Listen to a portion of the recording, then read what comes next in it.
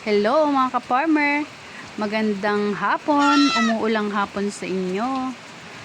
At yan na nga po, ngayong alas 3 ng hapon ay nakapagpalabas na naman kami ng 3 baby goat. Ayan sila oh. Meron na kaming brown daffold at black daffold. Ayan, 3 po yung kanyang anak. Yung isa naman ay painted. Ayan, ayan, gaganda oh. Happy na naman. Si Nieves gangat. Oh, yan. Oh. Nakainom naman na sila ng colostrum. Ayan. Nilagay na namin sila dito at masyadong maliit yung kulungan para sa kanilang 3. Tingnan nyo naman, napakalaki nitong inahin namin ito. Ito po yung pinakamalaki naming inahin. Pang ilang anak na niya ito? 2 ba? Pangalawang anak po niya ito. Yung una ay sino ba yung una niyang anak? Parang first time pa lang niya ito. Pangalawa ba? Traditional yung una anak, 2 Ay, 2 din. Ayan, yung anak po nito ay nai-out na rin namin. Kasi malalaki po sila. Ayan, abang na naman ang aking mga suki. Pero syempre, yung isang yun, oh, materyales namin yon.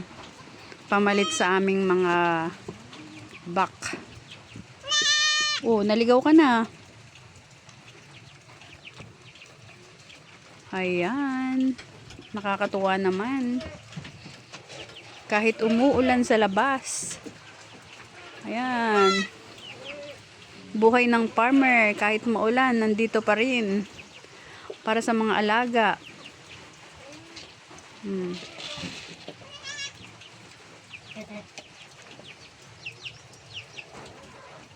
Oh, meron pang nangingitlog doon.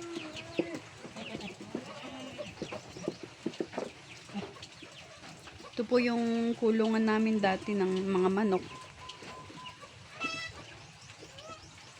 Kaso ayaw naman ng mga manok dito. Maulan po kasi sa labas, oh. Ayan.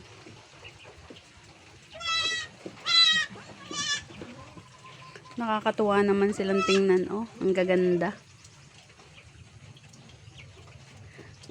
Sa wakas, ito yung mga inaasam-asam kong kulay.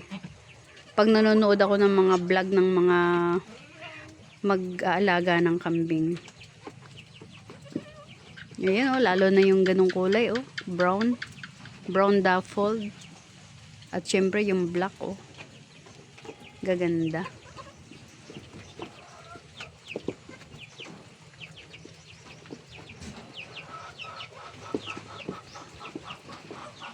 Mataas na kasi ang porsyento nito Pure breed lang siya Yung ina yung pure breed. Pure breed lang po ito pero Pero yung tatay nila, yung tatay po nito si Daphne ay full blood.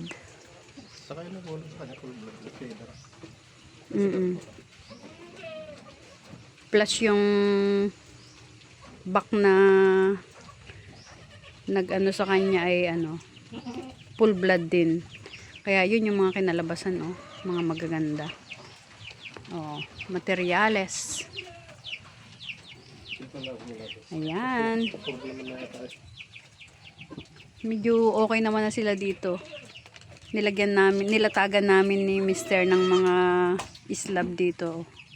Para hindi naman sila nakaano sa lupa. Ito na kasi yung pinaka safe na para sa kanila. Ayan, sige po mga ka-farmer. Maraming salamat.